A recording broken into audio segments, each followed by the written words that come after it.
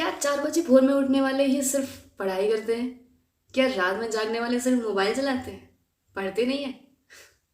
इन अफ़वाहों से आप दूर रहो, क्योंकि जो पढ़ने वाला होता है वो दिन में भी पढ़ता है, वो रात में भी पढ़ लेता है, ठीक है? जिसको पढ़ना होगा वो फ़ोन नहीं चलाएगा, जिसको पढ़ना होगा वो बकवास बातें नहीं करेगा, जिसको पढ़ना होगा वो टाइम वेस्ट नहीं करेगा, जिसको पढ़ना होगा वो डे ड्रीमिंग नहीं करेगा, जिसको पढ़ना होगा वो अपने पास्ट की बातें सोच करके टाइम वेस्ट नहीं करेगा, रिग्रेट कर करके, ठीक है?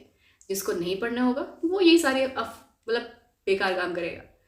आई used to study in night. मैं रात में पढ़ती थी। रात में पढ़ के मैंने केवी निकाला। 1 महीने की तैयारी में निकाला। उसके पहले कुछ भी नहीं पढ़ाई की थी। कैसे निकाला, क्या चीज़ें की, वो मैंने आगे इन्फॉर्मेशन दी है। आप उसे सुनना चाहते हैं तो you are most welcome. So जितनी भी क्वेरीज थी, I have noted down some of the questions here. Preparation strategy. Okay, preparation strategy बहुत से लोग पूछ रहे थे।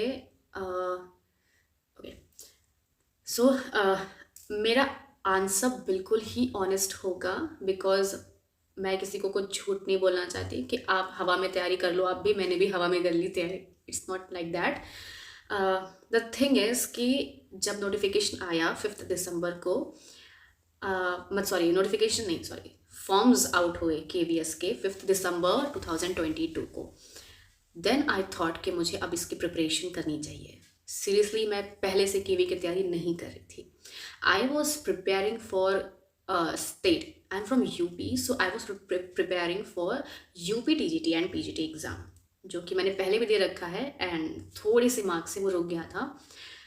कोई बात नहीं, बट चीज़ यही कि जब नोटिफिकेशन आई केवी की तो सिलेबस चेंज हो चुका था केवी का, जो कि पहले वही सिलेबस था लगभग लिटरेचर पोर्शन का, बेसिकली जो यूपी का पीजीटी वगैरह का है, ठीक है? ओके, सो जब भी फॉर्म्स आउट हुए, I started to collect the data and the materials from here and there, from online sources. और मैंने क्या किया कि मैंने किताबें खरीदनी शुरू की एनसीईआरटी की। पहले तो मैं समझने की कोशिश कर रही थी कि किस तरीके के क्वेश्चंस पूछने वाले हैं ये लोग। So I started to collect the data, to collect the material. और I am not a kind of person जो ऑनलाइन पढ़ सकता है। ऑनलाइन मैं वीडियोस देखती हूँ, but I write my own notes, और ये इन हैंड रिटन नोट्स से ही मैं पढ़ाई करती हूँ। और क्योंकि मुझे एक हार्ड कॉपी चाहिए होती है अपने हाथ में, मेरी नज़रों के सामने पेपर एंड पेन होना चाहिए, तभी मुझे चीज़ें समझ में आती हैं। और शायद वो सही तरीका भी है। ऑनलाइन पता नहीं, कुछ लोगों को समझ आता होगा कि वो एक बार ऑनलाइन देख के समझ जाते हैं। I am not that kind of person. So pen and paper मेरे पास होना चाहिए, या तो मेरे पास बुक हो जिसमें मैं अंडरलाइन कर करके, हाईलाइट कर करके पढ़ सकूँ, या फिर मेरे पास मेरे खुद के हैंडमेड नोट्स होने चाहिए, ठीक है? सो उसके लिए मैं डेटा कलेक्ट करी थी जगह जगह से, और फिर मैंने एनसीईआरटी की सारी बुक्स खरीद ली, because I was preparing for both TGT and PGT KVS के लिए। सो मैंने 6 to 12 तक की सारी इंग्लिश की एनसीईआरटी खरीद ली। ये था मेरा लिटरेचर पोर्शन के लिए। मैंने लाइन बाय लाइन पढ़ना शुरू किया, जो कि अभी बहुत अच्छे से नहीं हो रहा था। दिसंबर मैंने स्पेशली सिर्फ और सिर्फ मैंने टाइम गंवा दिया डेटा कलेक्ट करने में, एंड स्पेशली जो हमारे सिलेबस में टीचिंग रिलेटेड जो पेडागोजी का सेक्शन आ रहा था, सो उसमें चला गया उसका डेटा कलेक्ट करने में, ठीक है? वो नोट्स बनाते बनाते ही दिसंबर निकल गया मेरा पूरा। सो बेसिकली मैंने मेन पढ़ाई जो है वो 31 डेज, दैट इज़ जनवरी में की है। And I am very lucky sense में, क्योंकि इसके पहले कभी भी मेरे को खुद पे इतना कॉन्फिडेंस कभी नहीं था। जनवरी में जाकर के आया। I don't know from where came. मैंने अपने सारे फ्रेंड्स को बोल दिया था कोई मुझसे बात नहीं करेगा 1 महीने, जब तक कि मेरा एग्ज़ाम नहीं हो जाता। और 7 फरवरी से एग्ज़ाम्स शुरू भी हो गए थे, ठीक है? My TGT exam was on 13th of Feb। Okay, so मैं अब यही चल रहा था। और फिर उसको मैंने फ्रेंड्स लोग को मना कर दिया, फ्रेंड से कॉन्टैक्ट छोड़ दिया। एक फ्रेंड से बात करी मैंने, बिकॉज मैं दिन में जो भी पढ़ती थी स्टोरीज में, रात में when I used to call my friend and I used to discuss all the summary of the poem और द स्टोरी। ओके, तो बस एक अच्छा फ्रेंड होना चाहिए आपके पास, एंड बीच बीच में ब्रेक लेना बहुत इंपॉर्टेंट है। तो आप पढ़ाई कंटिन्यूस मत करा करो, बीच बीच में आप ब्रेक भी लिया करो, ठीक है? Break is very very important. एक चीज़ और जो आई वांट टू डिस्कस, कि कुछ लोग पूछते हैं कि हमें दिन में पढ़ना चाहिए 4 बजे भोर में उठ के, या रात में पढ़ना चाहिए। देखिए, द थिंग इज़, आप पढ़ रहे हो या नहीं पढ़ रहे हो वो ज़्यादा इंपॉर्टेंट है, ठीक है। आप सुबह उठ के पढ़ रहे हो, आप रात में जाग के पढ़ रहे हो, उससे कोई फ़र्क नहीं पड़ता। आपको पढ़ना चाहिए। आप फ़ोन चला रहे हैं किताब के पीछे रख के, आपका ध्यान कहीं और है, आप किताब खोल के बैठे हुए हैं, आपने 4 घंटे एक ही पेज को पढ़ा पर आपको समझ में ही नहीं आ रहा है क्योंकि आपका दिमाग कहीं और ट्रैवल कर रहा है, राइट। सो ज़बरदस्ती मत करिएगा। मेरे से भी बहुत से लोगों ने बोला, इवन मेरे पेरेंट्स ने बहुत हज़ारों बार, लाखों बार बोला होगा कि सुबह 4 बजे उठ के पढ़ने वालों का ही सिलेक्शन होता है, तुम लोग की आदत बहुत ख़राब है। My parents always use to मतलब ये ब्लेम लगाते थे, ये तुम लोग इसी वजह से नहीं निकलता, तुम लोग सुबह उठ के नहीं पढ़ते, तुम लोग ये रात में पढ़ते हो, तुम लोग फ़ोन चलाते होगे, एक्सरसाइज करके। वेल, ऐसा कुछ भी नहीं है। आपको जब पढ़ना होगा आप खुद पढ़ेंगे, कोई आपको खोल के नहीं पिला देगा। आपके अंदर से जब खुद आवाज़ आएगी, खुद को चोट लगेगी, खुद को आग लगेगी अंदर ना दिल में, तो आप पढ़ ले जाएंगे, ठीक है। द ओनली थिंग इज़ कि जो टारगेट आप लेके चल रहे हैं उस टारगेट को लेके आपको जुनून होना चाहिए, ज़िद होनी चाहिए अंदर। अगर ज़िद नहीं है, जुनून नहीं है, तो आप क्वालिफाई नहीं कर पाएंगे और फिर आप खुद बहुत ज़्यादा रिग्रेट करेंगे कि आपने थोड़ा और पढ़ लिया होता, थोड़ा और मेहनत कर लिया होता, काश फ़ोन नहीं चलाया होता, काश दोस्तों के साथ घूमा नहीं होता, काश टाइम पास नहीं किया होता, काश डे ड्रीमिंग नहीं किया होता। एक चीज़ और लोग करते हैं, डे ड्रीमिंग करते हैं। किताब सामने खुली है, सोचे जा रहे हैं, निकल जाएगा तो ये करेंगे, निकल जाएगा तो वो करेंगे, नहीं निकलेगा तो क्या करेंगे, ये सारी चीज़ें सोचते हैं, जो कि करना भी चाहिए पर इतना भी नहीं कि आपका पूरा टाइम वेस्ट हो जाए उसमें, ठीक है। तो डे ड्रीमिंग मत करो। फ्रेंड्स से कम कांटेक्ट रखो पढ़ाई के टाइम पे। वो फ्रेंड से कांटेक्ट रखो जो आपको मोटिवेट करते हैं आपके गोल को अचीव करने में, जो आपको आपके गोल से दूर ले जा रहे, जो आपको मनोरंजन में, एंटरटेनमेंट में इधर उधर भटका रहे, इन्वॉल्व कर रहे, वो आपके रियल फ्रेंड्स नहीं है, ठीक है। दूसरी चीज़ कि अ, हाँ, जब आप पढ़ाई करते हैं तो आप बीच बीच में जो ब्रेक लेते हैं ना, वो ब्रेक में आप फ़ोन मत चलाओ, क्योंकि अगर आप फ़ोन चलाएंगे तो आपका ध्यान भटक जाएगा, क्योंकि हमारा दिमाग जो है ना बहुत बड़ा प्लेयर होता है।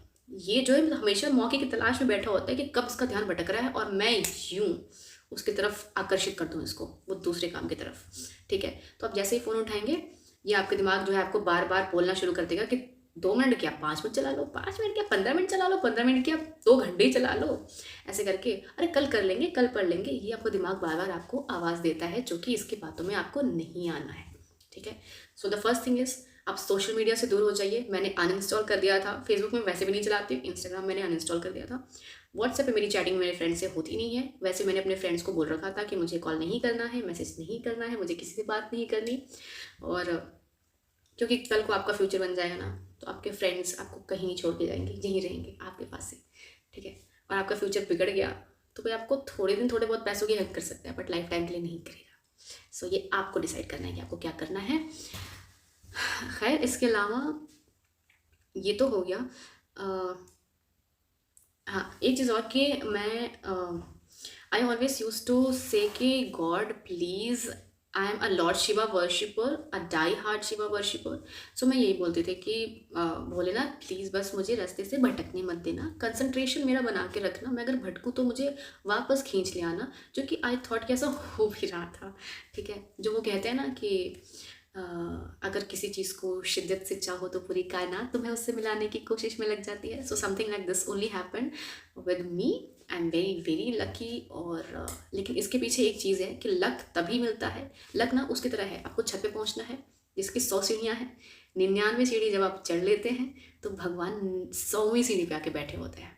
वो कहते हैं, अपना हाथ पकड़ के ऐसे आगे करते हैं और फिर वो आपका हाथ पकड़ के खींच लेते हैं कि यहाँ मैं तुम्हारे काम आने वाला हूँ, इसके पहले तुम्हें खुद चल के आना होगा। तो ये आपको डिसाइड करना है कि आपको टाइम वेस्ट करना है या टाइम यूटिलाइज करना है। So the first thing is कि I use to not use my mobile phone when I was on a break for 10 to 15 minutes.